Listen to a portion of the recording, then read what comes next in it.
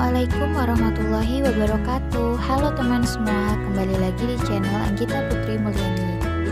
Jadi pada video kali ini saya akan mengajak teman semua untuk menilai syair klasik dan puisi balada karya W.S. Rendra dengan metode penilaian sisi puisi dan unsur intrinsik puisi. Penasaran kan? Simak terus videonya ya.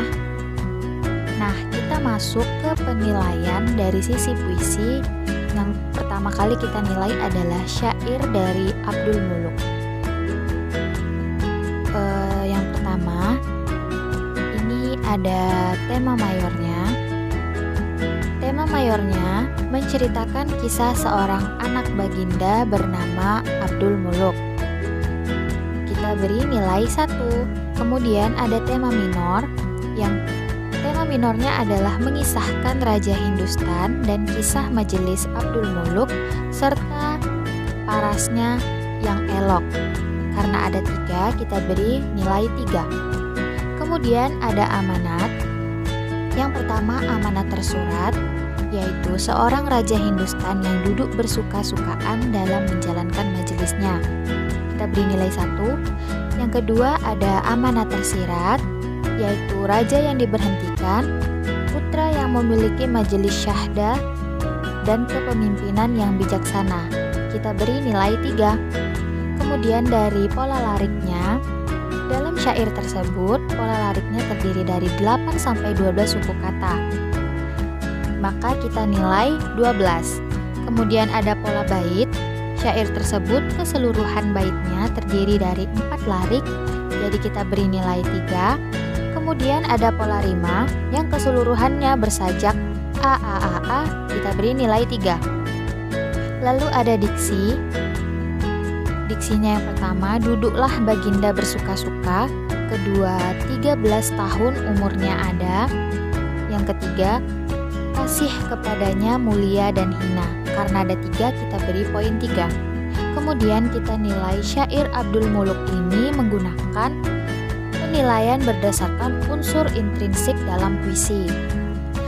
Nah, ada yang pertama yaitu tokoh Abdul Muluk Syah, Paduka Sultan dan putranya Abdul Muluk. Karena ada 2 tokoh, kita beri nilainya 2. Kemudian ada penokohan, yaitu Paduka Sultan Baginda suka-sukaan dan Abdul Muluk yang bijaksana. Kita beri poin 2. Kemudian ada latar, poinnya ada 3. Yang pertama adalah latar tempat, kerajaan Hindustan. Yang kedua ada waktu, era kepemimpinan Abdul Muluk dan majelis. Yang ketiga ada suasana, yaitu gelisah karena kasihnya mulia dan hina. Lalu kita ada alur, poinnya 1 yaitu maju, karena menceritakan setelah Raja Hindustan.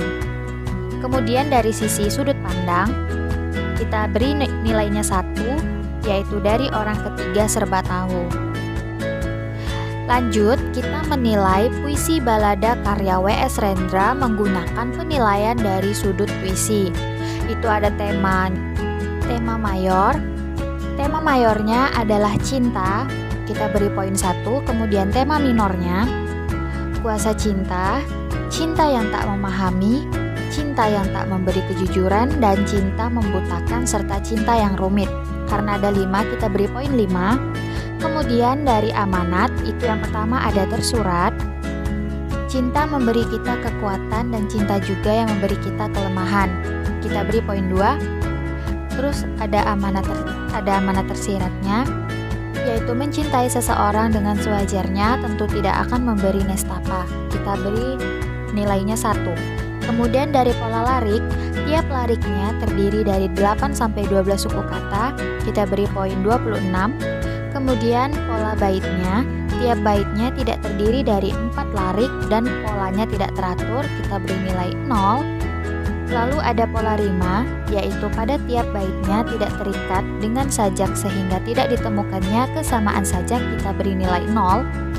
Lalu dari diksi itu ada menikmati asam batu dan lemas terceruk, kemudian berjalan terseok-seok, berlari terpatah-patah, meleleh dan tergerus serut-serut sinar matahari, Lalu ada juga balada orang-orang tercinta.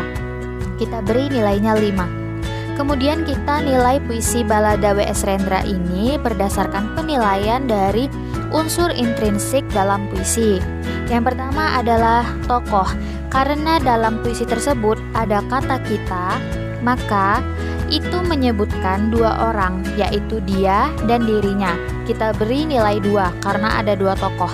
Kemudian ada penokohan, yaitu dia, kita sebut saja lelaki, adalah seorang yang amat mencintai dan penuh kasih. Kemudian yang kedua ada dirinya, kita sebut saja sebagai si wanita, adalah tokoh yang sulit dipahami. Kita beri nilai 2. Kemudian ada juga latar, itu kita beri poinnya 4. Yang pertama adalah tempat, di luar rumah. Waktu, siang hari karena ada kata sulur-sulur matahari. Kemudian suasana, suasananya ada 2, yaitu kecewa dan sedih. Lalu ada juga alur, alurnya kita beri nilai 1 karena ini menggambarkan alur yang maju. Lalu ada sudut pandang yang bernilai 1, yaitu sudut pandang dari orang pertama. Nah, untuk konten kali ini sekian dari saya.